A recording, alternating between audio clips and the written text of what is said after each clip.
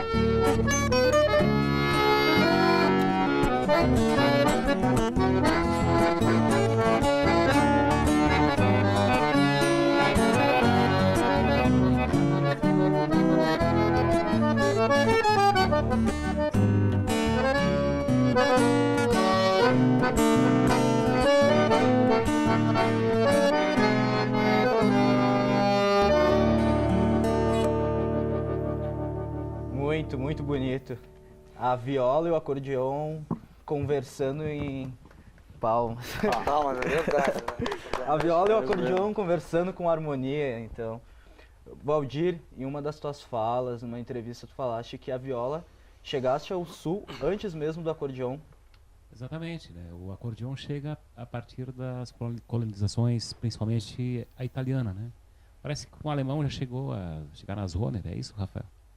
Mas depois, com o acordeon, daí começam as fabricações aqui também e um grande comércio de... E a viola, aos poucos, vai sendo abandonada no sul, né? Quando você fala em fandango, a gente fala... a princípio seria não seria um baile, seriam danças sapateadas ao som de violas e rabecas, né? Trazida por tropeiros e açorianos. Isso.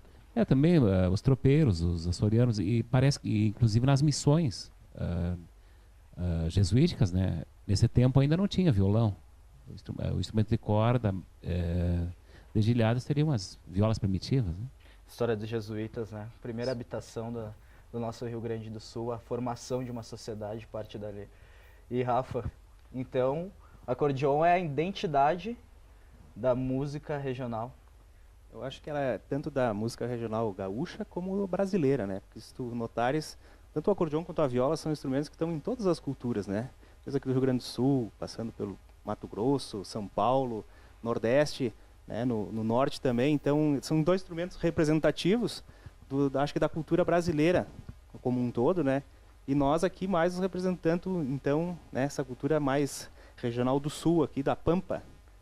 Mais da Pampa quase do que do Rio Grande do Sul propriamente dito.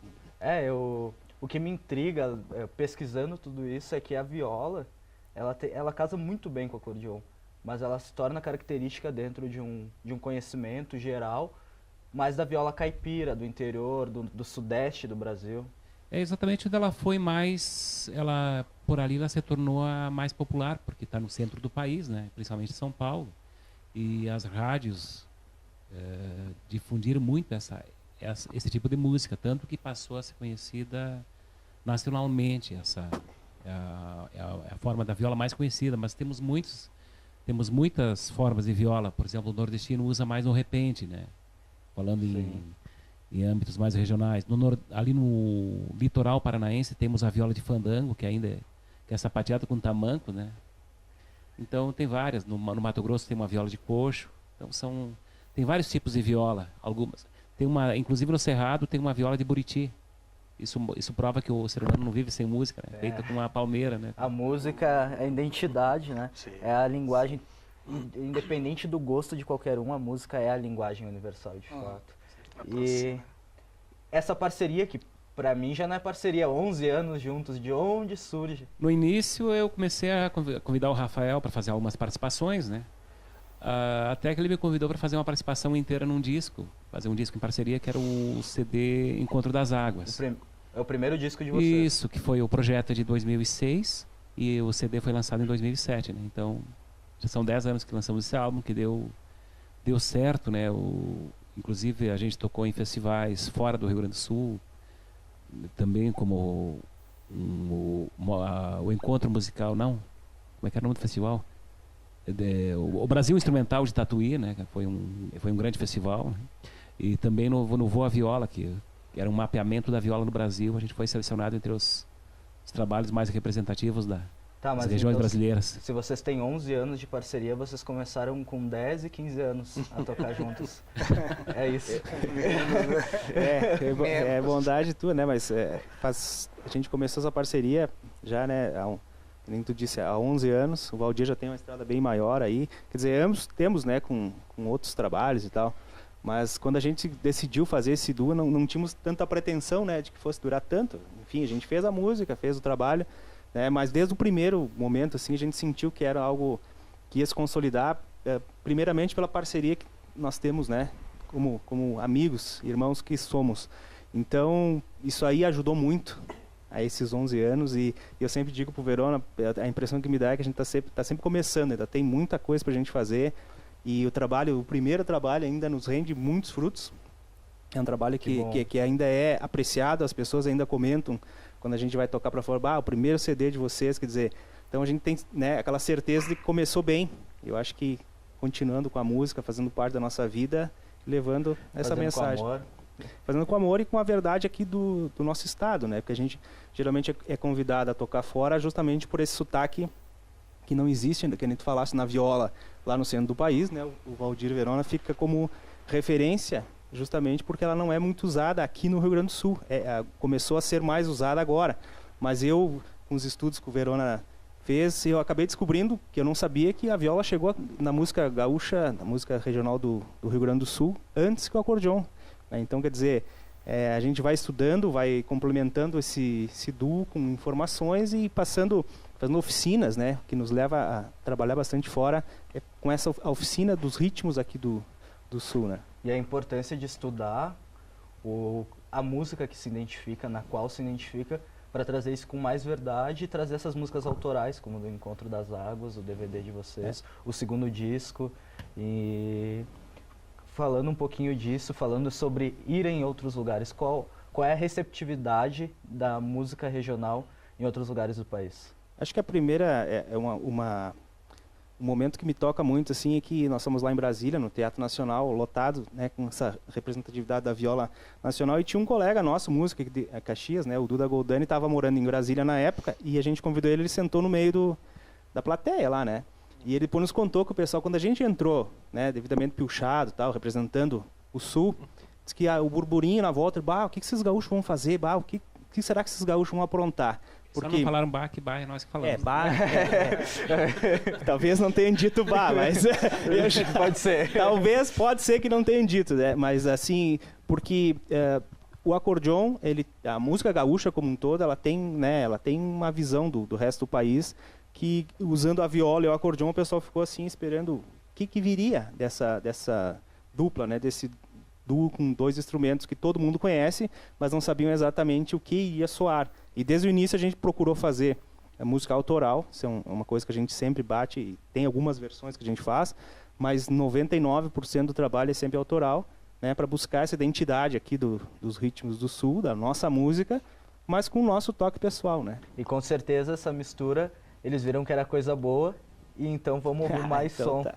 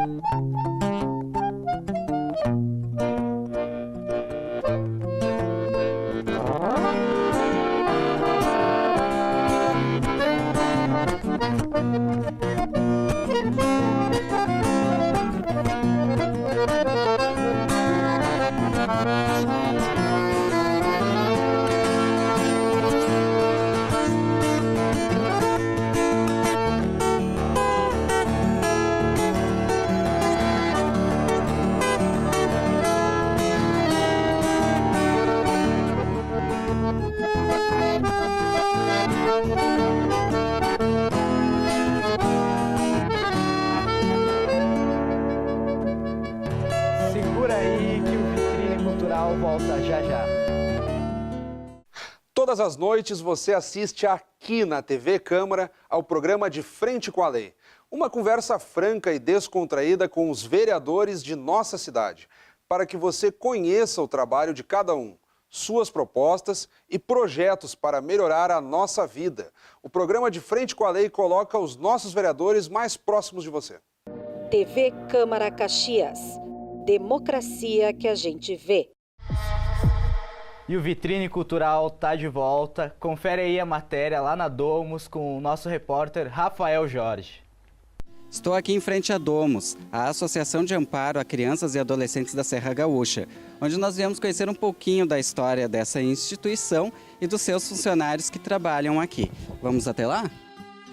A Domus é uma casa de amparo a crianças e adolescentes que não residem na cidade, mas estão em tratamento contra o câncer no Hospital Geral de Caxias do Sul.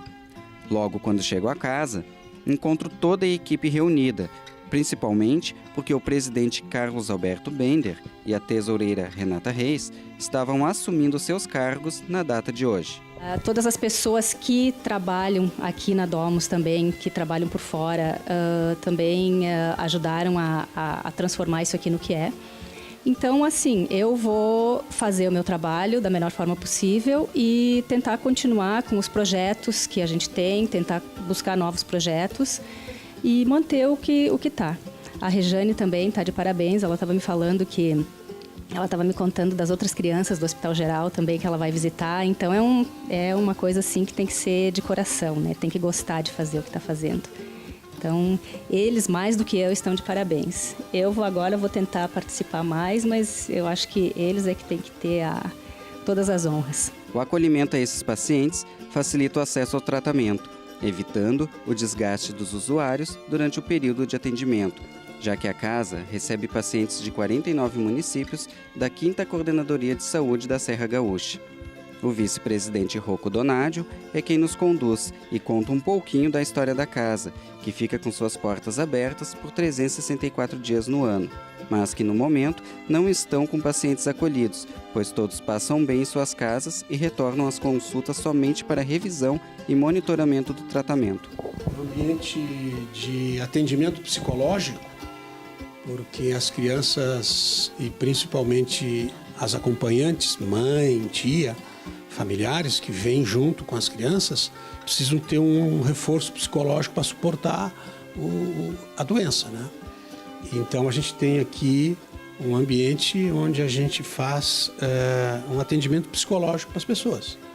O atendimento psicológico é absolutamente grátis, né?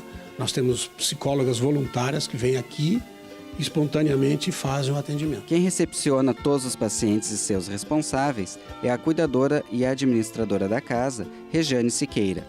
Ela é quem orienta os usuários da Casa de Amparo sobre o funcionamento do estabelecimento, fazendo as compras dos alimentos e organizando o espaço. Rejane também nos conta sobre os números de acolhimento a pacientes que passaram pela casa, mas frisa que, embora alguns números sejam pequenos, o número de permanência aqui é longo. As crianças que vêm aqui para a nossa casa, elas vêm sempre por intermédio do Hospital Geral. Então, eles, quando estão em fase de tratamento no hospital, a parte da quimioterapia, esses são dois tipos de quimioterapia, uma internada, então eles ficam no hospital, e uma que é feita diariamente. No começo da manhã, eles vão até o hospital, fazem uma injeção, e depois eles podem retornar à sua casa. Como as crianças que moram fora, isso fica muito difícil para a criança, né? Que daí ela vai lá, faz um tratamento agressivo, geralmente a criança passa mal, fica o dia todo assim, indisposto. Então, para ele não ter esse trabalho de ter que voltar até a cidade, no dia seguinte voltar aqui para o hospital para fazer a injeção de novo, então eles vêm aqui para nossa casa.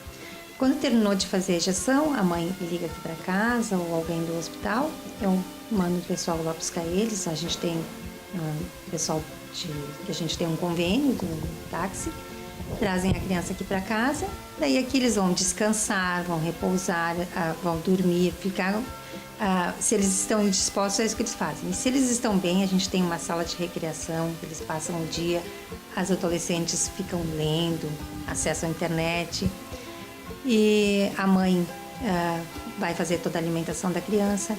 Eu forneço tudo que ela precisar, né, para alimentação. Quem quiser ajudar a Domus com doações, pode ligar para o número 3221 0849, dentro do horário das 8 da manhã às 6 da tarde, ou através do e-mail domus@domosserragaúcha.org.br. Se você entrar no site www.domosserragaúcha.org.br, você pode ver tudo que pode ser doado, que vai desde roupas, alimentos a materiais de limpeza. Mas uma questão que ajuda muito, Rodrigo, é a contribuição através do cadastramento do CPF no site da nota fiscal. Nesse site você pode escolher a Domus como a principal beneficiária de todas as pontuações que cada nota faz em cada compra. É com você aí no estúdio, Rodrigo. Legal, legal, muito bacana a matéria do Rafael Jorge lá na Domus, e a gente está aqui com o presidente, o Carlos, que vai falar um pouquinho para a gente do evento Mexa-se pela Vida. Perfeito. Antes de mais nada, eu gostaria de agradecer a oportunidade que vocês nos dão, que a TV Câmara nos dá, para que a gente possa divulgar um pouco do trabalho da Domus, que é a Associação de Amparo a Crianças e Adolescentes da Serra Gaúcha, que abrange 49 municípios da 5ª Coordenadoria Regional de Saúde, e que ampara crianças na sua sede, para que enquanto ela está fazendo o seu tratamento de quimioterapia no Hospital Geral, ela tenha um local, e os seus familiares também, onde eles possam ficar. Esses tratamentos às vezes duram até 9 meses, e a gente fica amparando essas crianças por todo esse tempo. 175 mil casos de crianças e adolescentes com câncer no mundo, sendo que em média 90 mil morrem ao ano.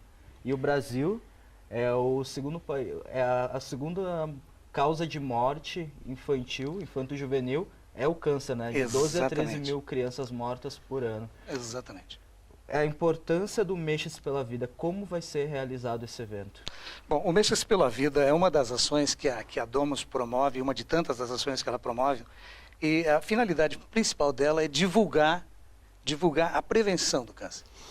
E ela vai acontecer no próximo dia 7 de maio, das 15 até as 18h30, aqui no Parque dos Macaquinhos, onde nós vamos ter uma série de atividades culturais, recreativas para a terceira idade, vamos ter um espaço PET. A adesão das pessoas, ela é fundamental para nós, porque além do aspecto social que o trabalho desenvolve, que a campanha desenvolve, nós vamos estar também arrecadando algum recurso para a entidade, que é uma entidade que funciona através de doações. Ela só funciona através de doações de pessoas, de empresas, de entidades. E então nós precisamos manter essa casa funcionando, e essa é uma das maneiras. O Mexa-se pela Vida, então, ele é organizado pela Sixgin, que é uma empresa, que é uma academia aqui de Caxias, em parceria com a Domus. Ela monta toda a programação, que vai acontecer naquele domingo, como eu disse, dia 7, e as pessoas, então, participam com a sua camiseta, que é o que eu estou vestindo aqui agora. E nós vamos ter lá também um local com distribuição de água e frutas, vai ter uma série de atividades esportivas, onde a gente vai pretende divulgar muito mais a Domus. Com certeza vai ser um sucesso. Com certeza vai ser sucesso, e mais pessoas aderindo a essa causa que é de suma importância, né? Que é o respeito, tanto com as pessoas que estão nesse tratamento, mas também a questão da prevenção, de identificar logo no início para que haja um tratamento e esse tratamento seja efetivo e com sucesso, né? Que essas crianças, esses adolescentes, eles possam sair curados, né? desse câncer, seja em qualquer parte do corpo, a gente sabe que existe esse tratamento. Eu queria aproveitar a oportunidade, então, e aproveitar para divulgar quais são os sintomas e os sinais de câncer infantil. Porque às vezes a gente convive com um vizinho, um parente, um amigo, e a gente não sabe que essa criança está desenvolvendo câncer. E a precocidade da identificação dos sintomas, ela é fundamental na cura do câncer. Então, manchas brancas no olho, estrabismo recente, cegueira, protusão ocular é uma causa de câncer infantil. Caroço no abdômen, na pelvis, na cabeça, no pescoço, nos membros, testículos e glândulas, também é um sintoma de câncer infanto-juvenil. Febre prolongada, inexplicável, por mais de 2 meses, por mais de 2 semanas, perda de peso, palidez, fadiga, equimoses ou sangramentos fáceis, é outra causa de câncer infanto-juvenil. Dor nos ossos, nas articulações, nas costas e fraturas fáceis nas crianças, a gente tem que ficar muito alerta, porque é outro sintoma de câncer infantil. E dor de cabeça, por mais de 2 semanas, com ou sem vômitos e aumento da circunferência da cabeça, também é um sintoma. Então, a gente já teve a oportunidade... Importante para os pais ficarem alertas, né? Exatamente. A gente já teve a oportunidade de quando fazemos alguma palestra em algum local, de pessoas nos darem o retorno dizendo, puxa, se eu tivesse ouvido isso alguns meses antes, meu filho estaria numa situação bem melhor do que está hoje. Então, a prevenção é fundamental. Então, sirva para que os pais aí em casa fiquem alertas e cuidem dessas crianças e dos seus adolescentes. E agora, puxando aqui para o outro lado, o Vento de Aruanda. É contigo mesmo. É com vocês mesmo. O Vento de Aruanda. Aruanda é um porto de Angola, o mais famoso porto de Angola, o principal, mas também é a utopia de um lugar de liberdade para os sujeitos escravizados. É daí que surge o Vento de Aruanda? Quase. Na verdade, é um projeto que vem... Está no 2º ano já. Ele nasceu de um show que foi idealizado pelo nosso querido Serginho Birajara, e que para se começar a tocar música que é tocado em terreiros, né? Porque assim, muito se fala de umbanda, de candomblé e de cultos de nação e tal, mas pouco se tem de material escrito sobre isso, partitura e tal. E o Sérgio me veio com o desafio de participar de um grupo assim, e eu disse, então vamos fazer, mas nada de tocar de ouvido, vamos escrever, até porque daí eu tomei como missão de vida fazer esse tipo de coisa. E fazendo parte da religião, eu tocando e cantando música religiosa, eu descobri a pé, porque não tem praticamente nada escrito, né, de composições, já é uma coisa que está sendo feito, cânticos em umbanda estão sendo feitos há mais de 100 anos. Cânticos de candomblé e batuque, que é o candomblé aqui do Rio Grande do Sul, estão sendo praticados há, sei lá, 300, 400 anos. E uma curiosidade que a cidade de Caxias do Sul, uma cidade de construção que se pensa católica, é a 2ª maior cidade do Brasil com terreiros, com centros de religião de matriz africana. De matriz africana. E Luiz, eu vou te pedir uma coisa. No 3º bloco, a gente vai falar sobre afro-brasilidade em solo caxiense, vai falar sobre sucata sonora e vai ter mais agenda cultural com a nossa repórter Ali Pérez. Mas antes disso, vamos finalizar o bloco com Valdir Verona e Rafa Deboni.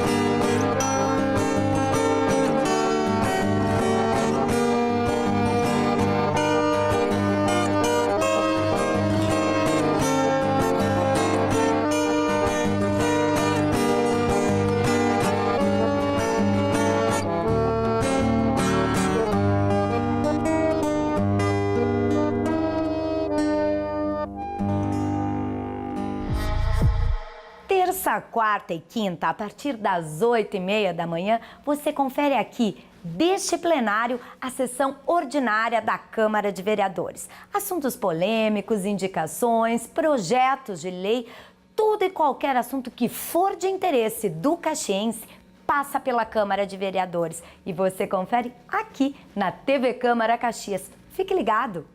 TV Câmara Caxias. Democracia que a gente vê. E o Vitrine Cultural está de volta para o seu terceiro e último bloco. E a gente tem aqui a Ali para nos falar da agenda. Tudo bem, Ali? Tudo bem, Rodrigo. Então, quais são as novidades dessa semana, Ali? Bom, vamos lá então.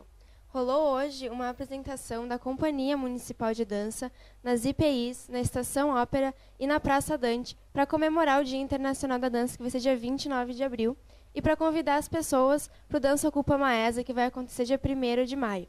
Essa intervenção coreográfica continua dia 28 de abril, às 11 da manhã e ao 12h30.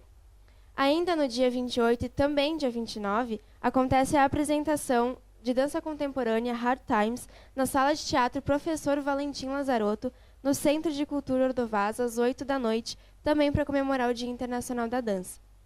A comédia infantil Os Três Porquinhos ou Confissões de um Menino Levado, de Luiz Arthur, terá apresentações no Teatro Pedro Parente às 4 da tarde, nos dias 29 e 30 deste mês. A exposição As Cores da Pop Art, de Humberto Tolotti, pode ser conferida no Shopping São Pellegrino até o dia 30 de abril. Também no dia 30, acontece o espetáculo Abraço no Teatro Sesc, às 5 da tarde, e os ingressos equivalem a 2 quilos de alimento não perecível. No dia 2 de maio, às 8 da noite, o Recreio da Juventude promove mais um Terça Cult e traz a apresentação da peça Operação 5 Marias, de Cláudio Troian. O evento também é aberto a não sócios do clube e mais informações podem ser adquiridas pelo telefone 3028-3555. Também no dia 2 de maio, a Oficina Popular de Música, Letra e Música, tem a sua vez sob a orientação da dupla Cleiton e Cledir, às 3 da tarde até às 7h30 da noite. E no dia seguinte, no dia 3, esses inscritos poderão cantar com a dupla. As vagas são gratuitas, limitadas e abertas ao público geral, a quem gosta da música popular. Muito bacana, Ali. Sou fã do Cleiton e Cledir. É muito bom. Obrigado. E também tem o evento Afro-Brasilidade em Solo Caxiense e o Mexa-se pela Vida, né? E pro pessoal aqui da Afro-Brasilidade em Solo Caxiense, dia 8 de maio, isso? Isso, dia 8 de maio. Como que vai se dar esse evento? Na verdade, é um show que está vindo um crescente, tem uns 2 anos que ele está germinando, assim. A gente traz também composições que tenham a ver com raízes africanas, com espiritualidade, com coisas que a gente escuta todo dia e não sabe qual é a origem, né? E inclusive algumas músicas que a gente vai tocar vão ser explicadas. Por que a gente está tocando aquilo? Qual é o sentido daquela música ser Seria uma transmissão, esse ensinamento que parte através disso tudo, até então seriam como os mestres griots. É uma coisa assim que muito da cultura, principalmente no africanismo, é transmitido do Babalorixá pro filho, né? Pro filho de santo, né? Sim. E que muitas vezes as pessoas não entendem qual é que é o sentido daquilo, e tem o preconceito religioso, tem o preconceito racial, tem N preconceitos, né? Então a gente quer, com o grupo, então ele tem vários objetivos, né? Resgate de música, quebra de questão de preconceitos diversos. Inclusive nós vamos tocar uma música do Vila Lobos, chamado Trenzinho do Caipira, que Vila Lobos foi um cara extremamente, sofreu muito com preconceito. Não por ser negro, mas ele era pobre, filho de músicos, e que se atreveu no começo do século, fim do século XIX, começo do século XX, a dizer que ia fazer música brasileira usando temas brasileiros. Nossa, foi achacado assim, o cara era um gênio, né? Ele fez Então tem toda uma imersão que ele fez no interior da Bahia, na Amazônia, tudo. E aí que ele veio teve uma pessoa que viu uma coisa boa, viu que isso nele, levou para a Europa. Aí da Europa, os mestres lá disseram, não, tu não tem que fazer nada, velho. Só vão te dar uma burilada e tu vai voltar para Brasília. E voltou para lá sendo o seu Villa-Lobos. Então os mesmos caras que falaram mal dele, não, agora é o Villa-Lobos. Ele riu muito disso, então a gente vai tocar isso aí usando o tambor. Um evento não só de celebração, mas também de educação, de desconstrução. E educação, exatamente. E Tonico, tá quietinho aí também? Não, muita informação, né? Porque a gente tem uma ligação de forte, porque eu faço parte também dos Vezes da Aruanda. Eu toco com o pessoal. E o Sucata Sonora? Então, o Sucata Sonora veio com a ideia que, né, eu não sou daqui, eu sou lá do Nordeste, sou de Aracaju. Coisa boa, terra quente. Sim, vem pra cá passar frio. Pois é, essa coisa que a música, né, dá essa ligação, né, de se adaptar musicalmente em regiões, mas não troco lá por aqui por nunca, mas enfim. Então o Sucata Sonora veio de um projeto que eu já fazia parte em 2000, que era um projeto Membrana, que era eu fiz parte do conservatório e era ler as partituras e tocar com reciclagem. E dentro da comunidade que trabalhava, a maioria do pessoal não tinha dinheiro para comprar os instrumentos tradicionais. E essa coisa de pegar algo que esteja jogado sem utilidade e dar utilidade, isso musical. Então vários artistas consagrados, enfim, fizeram, né, parte daquele ambiente. E, consequência, quem participa de um projeto vê o mestre como autor daquele desenvolvimento que passa para o aluno, a gente vai crescendo e vai virando, enfim, dentro dessa minha caminhada, além de ser músico, eu sou educador. Então essa prática lá em Aracaju, eu faço uma atividade que se chama Penarte, que é um trabalho de ressocialização. A gente faz trabalho no presídio feminino e o presídio masculino. Bacana. Então balde, lata, panela, prato, jornal, tudo isso é um objeto educacional, né, que reúne essa galera. Então dentro desse trabalho, em trabalho samba, maracatu, né, eu estou aqui no Rio Grande do Sul, bumbo legueiro, enfim, essas práticas, 2x8, 6x8, enfim, é loucura.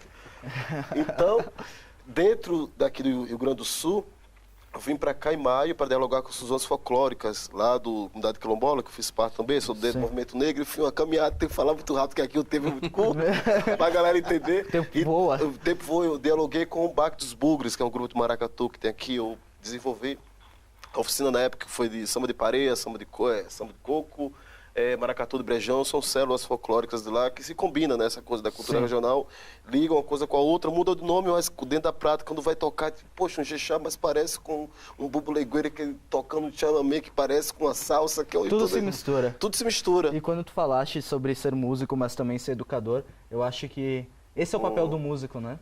Já que a música é a linguagem universal e todo mundo gosta de música, então eu acho que esse é o principal papel do músico, é tocar e educar.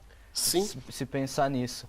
E falem pra mim sobre o Afro-Brasilidade em solo caxiense, que vai ter sucata sonora. Vai ter toda essa mistura. Me deem um recado, que dia é, como que as pessoas acessam vocês? Sucata sonora. Tá tudo junto. Afro-Brasilidade em solo caxiense acontece dia 8 de maio. É uma segunda-feira, às 20 horas, ou 20 horas, sim. Na Casa da Cultura.